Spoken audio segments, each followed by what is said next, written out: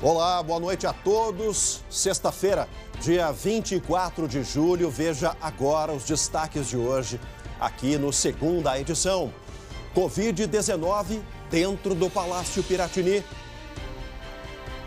Governador gaúcho testou positivo nesta tarde e já está em isolamento. Como fica a gestão da pandemia a partir de agora? Mapa preliminar é divulgado com 14 regiões no vermelho. Entre elas, Porto Alegre, com isolamento longe do ideal. Taxa de distanciamento segue fora de alcance. Exclusivo, professor no alvo de denúncia. Homem é suspeito de abuso sexual em Santa Maria. As jovens quebraram o silêncio. O SBT Rio Grande, segunda edição, começa agora. Eu te convido, vem com a gente.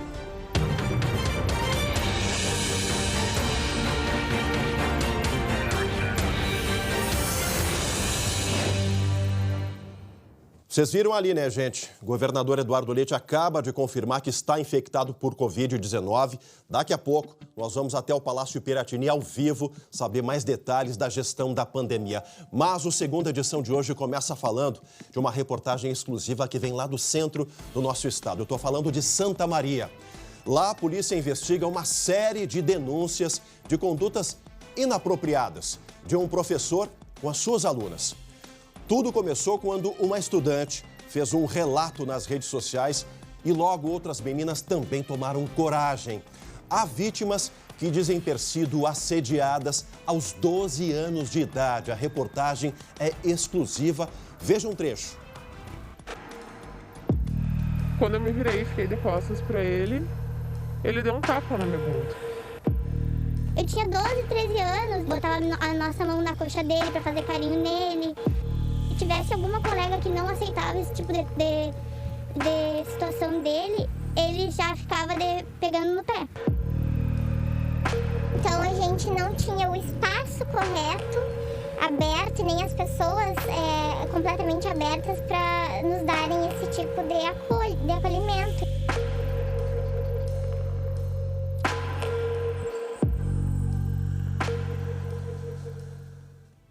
Atenção, famílias e pais, para essa reportagem exclusiva. Olha, gente, a semana termina com mais 38 mortes e 2.387 novos casos de coronavírus aqui no Rio Grande do Sul. Os números são sempre oficiais da Secretaria Estadual de Saúde.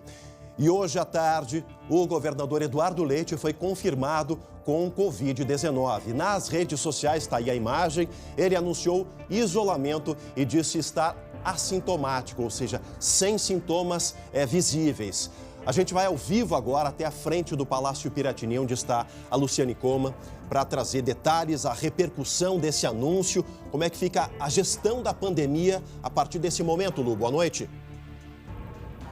Boa noite, Chemali. Boa noite a todos. Olha, antes de mais nada, está friozinho, viu? Então já virou o tempo aqui na rua. Verdade. E também virou o tempo lá dentro, né, do Palácio Piratini, porque, como você disse, o governador Eduardo Leite postou ali por volta das 5 horas da tarde. Ele foi até as redes sociais, disse que fez o exame, o RT-PCR, aquele que coleta material no nariz e na garganta, e que apesar de não ter nenhum sintoma, para surpresa dele, o resultado então foi positivo. O governador disse que cancelou todas as agendas e já começou um isolamento aí de no mínimo 14 dias. Em nota, o Palácio Piratini disse que o governador, por enquanto, seguirá trabalhando remotamente, ou seja, à distância. Vai continuar despachando de forma remota. Mas é bom lembrar, Chemali, que hoje à tarde ainda, por volta das 2h30, o governador participou de uma cerimônia presencial. Ele, ao lado da secretária de Saúde, Arita Bergman, estiveram no Hospital Vila Nova de Charqueadas, onde ocorreu uma cerimônia para a abertura de 10 novos leitos de UTI, leitos que serão destinados a apenados com Covid, pelo menos neste início, né? Além disso, Chemari, esta semana, o governador Eduardo Leite teve vários eventos presenciais. Lembrando apenas de alguns, na segunda-feira participou de uma entrevista, um programa de entrevistas em São Paulo, onde, inclusive, claro, acabou não usando máscara. Sim. Na terça-feira, teve um encontro com o ministro interino da Saúde, né, o general Eduardo Pazuello, um encontro que teve várias autoridades, como o próprio vice-governador, o prefeito de Porto Alegre, Nelson Marquesa Júnior, e agora a gente aguarda o posicionamento dessas autoridades para saber se também vão ou não realizar novos testes, né, Chemali? A produção confirmou, é o 10º governador a testar positivo no país. Muitos governadores, né? E Lu, lembrando também que esse exame PCR, ele detecta a infecção pela doença, pelo Covid-19, 7 dias, pelo menos 7 dias depois. Ou seja, muito provavelmente o governador foi infectado ainda na semana passada, né, Lu? Pois é, a gente não tem como precisar quando que ele estava já infectado ou não, né? Claro que hoje, por exemplo, nesta cerimônia lá em Charqueadas, ele estava usando uma máscara, a N95, a secretária também estava, mas a gente nunca sabe, né, Chemali, até que ponto realmente é eficaz no controle, enfim, no combate ao coronavírus, né? E pela primeira vez o governador usou uma máscara, né, de quem está na linha de frente do combate, a N95, né? Usava, enfim, máscaras, mas essa aqui é, digamos assim, a mais especializada realmente para a questão da proteção, né, da pessoa que está utilizando. Agora, Lu, antes, né, da divulgação oficial desse exame PCR, teve a divulgação das bandeiras, das classificações de risco. Como é que ficou o nosso estado? Como é que está o Rio Grande do Sul agora, a partir desses dados, Lu? Chemali, no mapa preliminar agora são 14 regiões com bandeira vermelha, ou seja, 6 a mais que no mapa anterior, né? A gente volta a ter aí mais da metade das 20 regiões, né, que o estado foi dividido, então, em bandeira vermelha, alto risco de contágio, lembrando que o distanciamento controlado leva em consideração não apenas casos, mas também óbitos, o sistema de saúde, ocupação de leitos de UTI. Mas é bom a gente reforçar, Chemali, que esse é um mapa preliminar, é um mapa prévio. Na última sexta-feira, este mesmo mapa preliminar, ele acabou trazendo 18 regiões em vermelho, ou seja, o mapa praticamente ficou todo vermelho. E aí, após os recursos das prefeituras, a gente acabou tendo 8 apenas em vermelho. Então, vamos aguardar segunda-feira o mapa oficial. E olha, apesar da gravidade de toda essa situação que a gente vê no estado, do avanço das internações por Covid, o distanciamento social ainda está em queda, como aqui em Porto Alegre. Vamos ver a reportagem. Até parece um dia normal, se não fosse pelo comércio fechado. Apesar do grande movimento de pessoas, os cuidados ficam de lado. É máscara guardada, máscara no queixo, na mão. O Chaves, pelo menos, está dando exemplo. Nas ruas, vendedores ambulantes atuam livremente. Uma ação da prefeitura fiscalizou o comércio ilegal nesta sexta-feira. Agentes apreenderam mercadorias irregulares. Houve confusão. Eles alegam que a gente ganha auxílio e não precisaria estar aqui. Mas a metade não recebeu. E a gente precisa do que dar o que comer para os nossos filhos, porque cada um que trabalha aqui tem sua família, né? Em protesto, trabalhadores viraram um container na Avenida Salgado Filho e atearam fogo em alimentos que seriam apreendidos. Como a gente trabalha sempre com fruta, vamos vender na rua. Tudo fechado, daí vamos se virar como?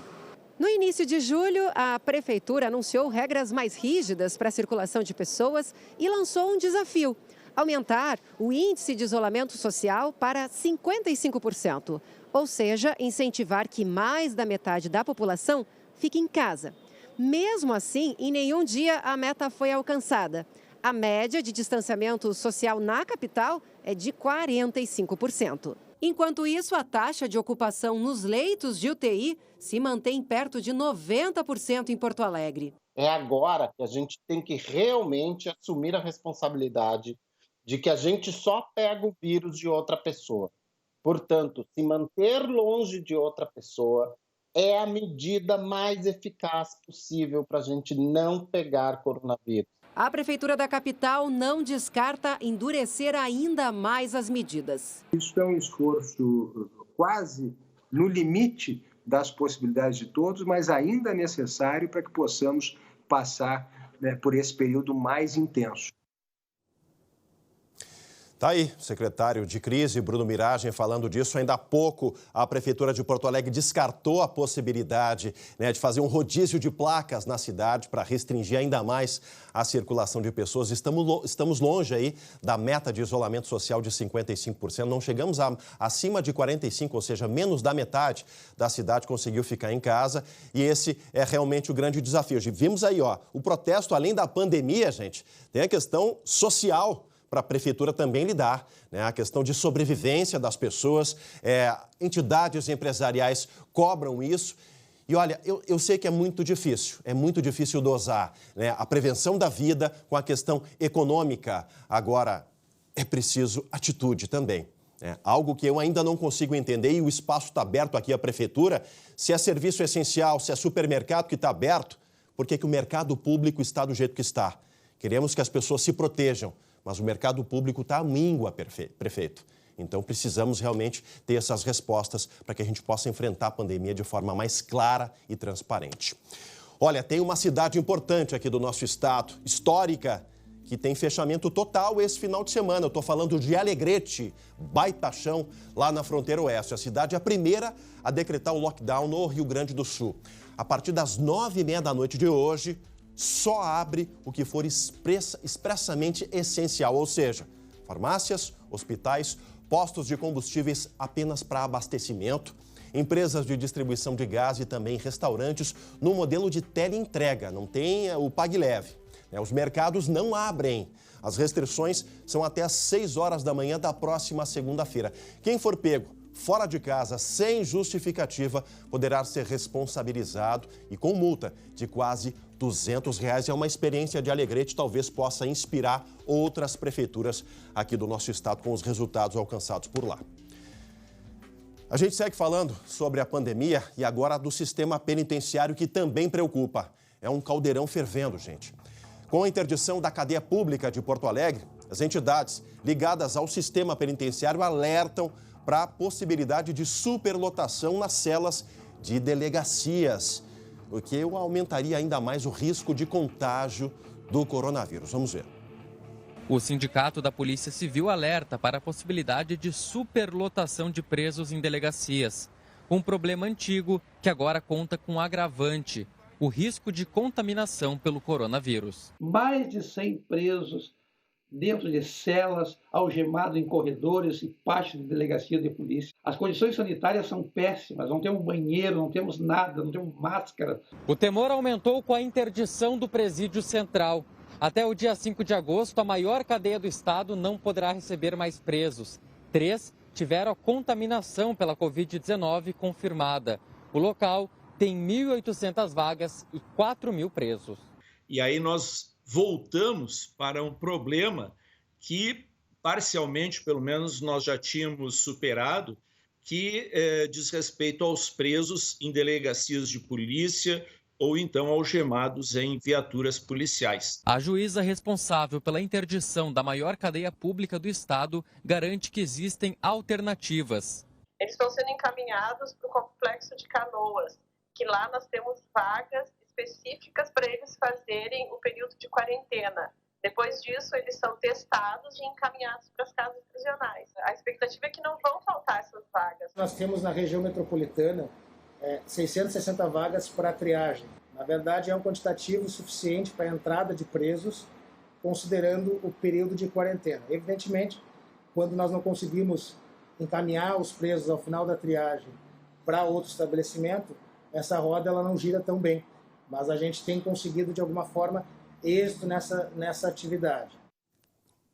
Só refrescando a memória do pessoal que está em casa, esse problema de presos em delegacias, em viaturas, começou no primeiro ano do governo Sartori, se arrastou os 4 anos da gestão, não conseguiram resolver, foi amenizado agora no governo de Eduardo Leite, mas o problema volta à pauta, volta a preocupar os gaúchos realmente, porque o sistema penitenciário é uma bomba relógio. Foi criada uma secretaria, mas ainda não deram conta dessa questão toda, ainda mais numa pandemia. Imagina um surto ainda mais grave dentro das cadeias. Olha, falando ainda disso, mas uma perspectiva bem mais positiva, os hospitais tiveram que abrir mais leitos, adquirir mais equipamentos e contratar mais profissionais para tratar os pacientes com a Covid-19. Aqui na capital, alguns cursos poderão ajudar na demanda por mão de obra qualificada. Acompanhe. Capacitar profissionais da saúde para atuarem em casos de alta complexidade. Esse é o objetivo da Escola de Saúde La Salle Santa Casa. A iniciativa nasceu em meio à pandemia de coronavírus. Os cursos eles vêm ao encontro da alta complexidade, que exige do profissional muito mais habilidade técnica e de comunicação junto ao paciente. E esses ambientes virtuais proporcionam essa manipulação da realidade para que ele possa estar mais preparado quando for atender o paciente na beira do leito. No total, 10 cursos de pós-graduação são oferecidos nas áreas de enfermagem, farmácia, fisioterapia e nutrição. Além disso, são ofertados também um MBA em Gestão de Tecnologias em Saúde e uma especialização em espiritualidade e cuidados paliativos. Esse é o portfólio inicial que estamos lançando para 2020, segundo semestre. A ideia é que essa seja a primeira semente, né? Nós temos aí no horizonte cursos na área médica e em outras especialidades. Qualquer profissional pode se inscrever para os cursos da Escola de Saúde La Salle Santa Casa. As inscrições estão abertas. As aulas começam no dia 26 de setembro. Mais informações em www.escoladesaude.org.br.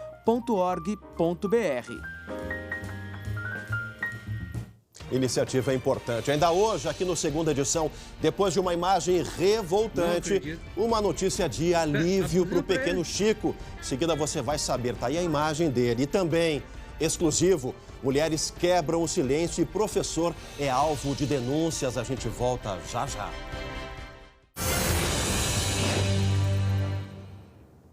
Voltamos ao vivo com a Segunda Edição para todo o nosso estado e eu peço toda a sua atenção para esse assunto de agora. É exclusivo. O professor é suspeito de abuso lá em Santa Maria, a principal cidade da região central.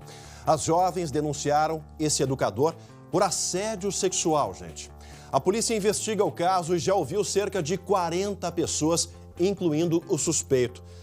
Você vai ver agora o depoimento de 3 dessas vítimas. Veja só.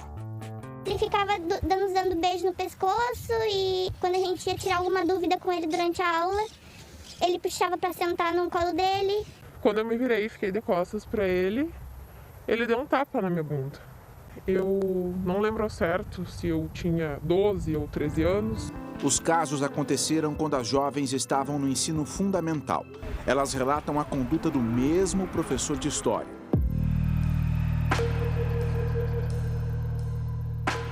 Se hoje em dia a gente já tem uma situação de não acreditarem no que as mulheres falam, dependendo da situação que elas passem, imagina nós, umas adolescentes, umas pré-adolescentes, falando que um professor fazia esse tipo de coisa com a gente, tendo que era só dentro da aula. Os depoimentos semelhantes se cruzaram na internet. O caso ganhou repercussão nas redes sociais quando as meninas desabafaram em um perfil do Instagram.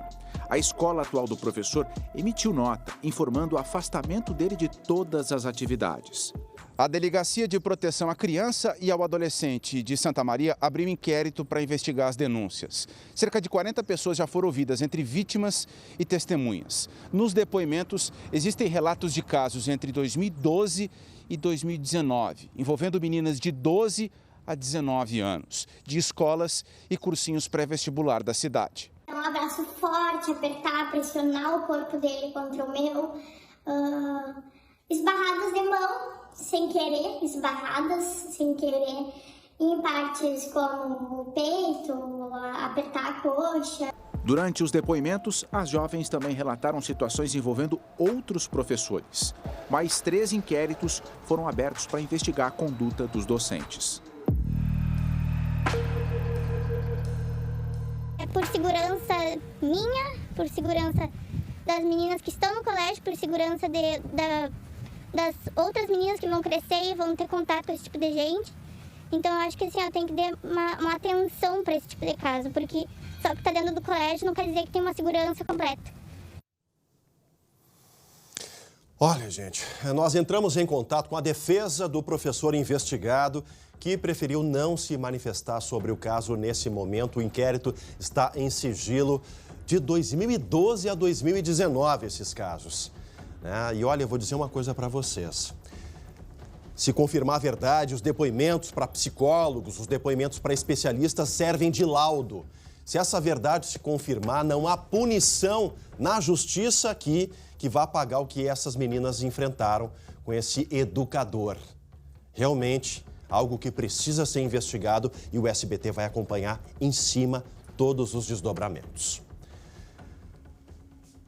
Olha, o cachorro, até fiquei, cheguei a perder o fôlego. O cachorro arrastado, gente, por um carro, lá em Montenegro, está sob cuidados de uma ONG. A imagem aí que repercutiu, a do cão amarrado a uma picape, causou muita revolta e indignação. Esse caso foi parar na delegacia também de polícia. O dono dessa Saveiro afirmou que não percebeu o que estava acontecendo até ser abordado por ocupantes de outro carro. O delegado que cuida do caso afirma que vai apurar.